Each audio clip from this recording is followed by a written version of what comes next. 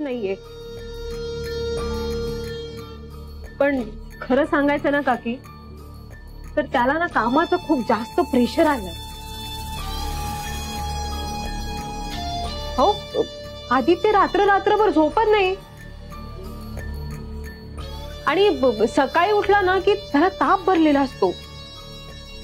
मी नेहमी सांगते की आपण डॉक्टरकडे जाऊन येऊया, तर तिथेही जायला तो नाही म्हणतो. तर मी त्याला म्हणलं की मी हे सगळं जाऊन काकींना सांगे ना, तर काकींनाही सांगू नकोस असं म्हणाला तो. काकी, बरं झालं तुम्ही इथे आलात. आता तुम्हीच काय ते समजवा आदित्यला.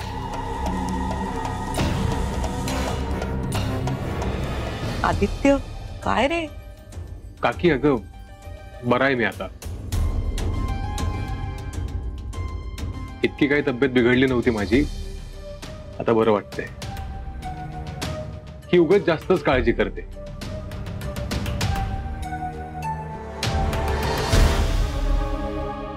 अरे बरोबर आहे तिचं. तब्येतीला सांभाळायला नको का आदित्य? हो काकी. तेच ना काकी, मला तर ना कळतच नाही की आदित्यने कामाचं एवढं प्रेशर का घेतलंय. काय रे आदित्य, ते मला माहितीये कावेरी नाहीये, राजवर्धनी नाहीये, त्यामुळे सगळं काम आपल्या दोघांवर पडलंय. पण तू एकटा नाहीयेस ना बाळा, मी आहे ना तुझ्या बरोबर. आपण दोघं मिळून सांभाळू सगळं.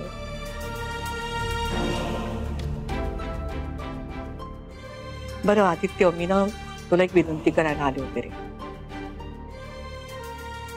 अगं विनंती काय करतेस काकी? सांग ना काय करायचंय.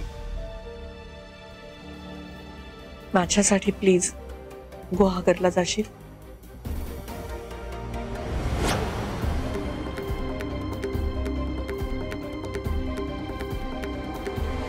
गुहागरला? मी जाईन, पण कशासाठी? कावेरीला भेटून ये.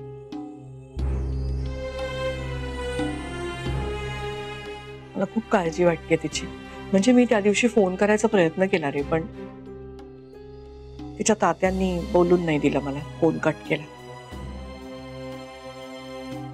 जरा बघून ये, म्हणजे आपल्याकडनं कोणीतरी जायला हवं. बघ काय परिस्थिती आहे तिकडे, म्हणजे ती काय करतेय, काय चाललंय तिचं. जरा स्वतः जाऊन बघून येतो.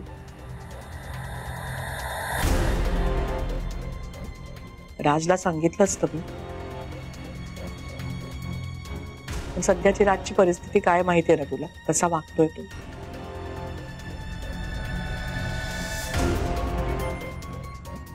काय ना, तू स्वतः गेलास ना, म्हणजे मग माझ्या डोक्याला चिंता दे. जाशील का रे प्लीज? ठीक आहे काकी, मी जाईन. मी उद्या सकाळीच निघतो. हा, थँक्यू.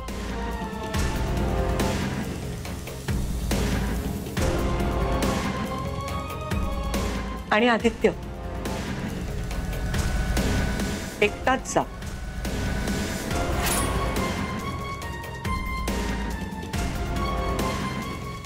हो काकी. बाय.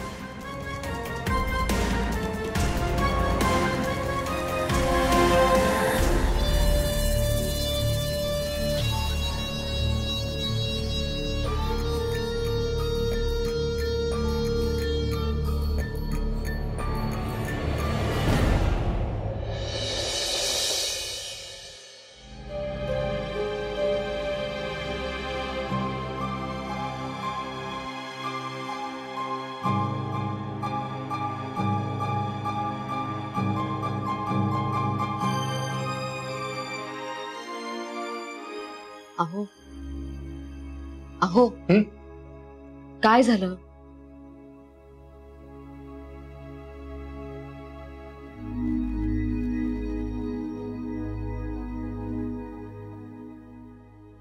बघितलं तर काय अवस्था झालीये पोरीची ती. हे सगळं ना तुमच्या आडमुठेपणामुळे झाले. माझा कसला आडमुठेपणा? हो मग काय, कसं कळत नाही हो तुम्हाला?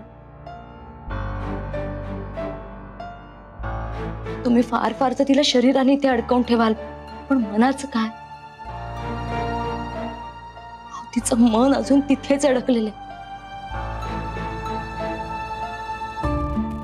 तुम्ही कितीही प्रयत्न केलेत तरी तिचं तिथे अडकलेलं मन तुम्ही इथे कशातही रमवू शकणार नाही.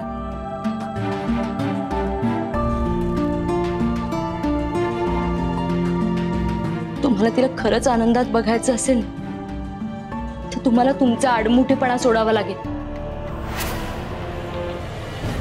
पुरे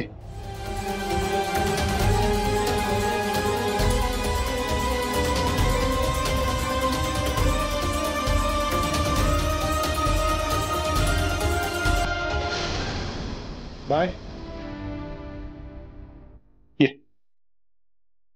ये इकडे.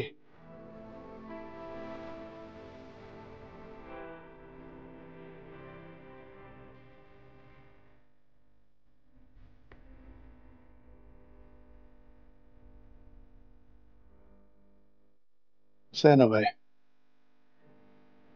तुझी आई गेली ना तेव्हा मला वाटलं संपलं आपलं आयुष्य, पण तसं नसतं. पुढाच्याही जाण्यामुळे आपलं आयुष्य कधीच संपत नाही,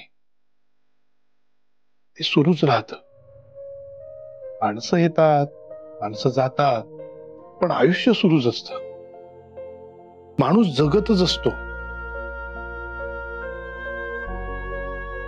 असं आहे ना, आपल्याला आपल्या आयुष्यात पुढे काय होणार हे माहित नसतं तरी सुद्धा माणूस जगतो. पण माणूस जर एखाद्या गोष्टीत अडकून राहिला ना तर मात्र कठीण आहे. बाय, आपल्या आयुष्यात जी माणसं येतात जातात त्यांचा फार विचार नको करूस. हे आपलं आयुष्य आहे आणि हे आपल्यालाच जगायचंय.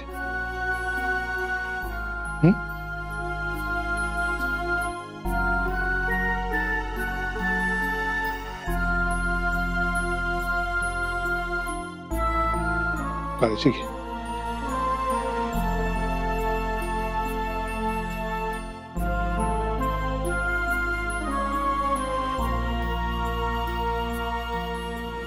तुला जितकी या नोकरीची गरज आहे ना त्यापेक्षा जास्त मला तुझी गरज आहे. कावेरी, तुझ्या आईची आठवण असलेलं घर तुझंच राहील आणि ही जबाबदारी माझी. विश्वास ठेव माझ्यावर. तात्या, कसं सांगू मी तुम्हाला? माझं फक्त मन नाही, स्वप्नही तिथे अडकलंय. कसं सांगू तुम्हाला? माझं अख्खं आयुष्य तिथे अडकलंय.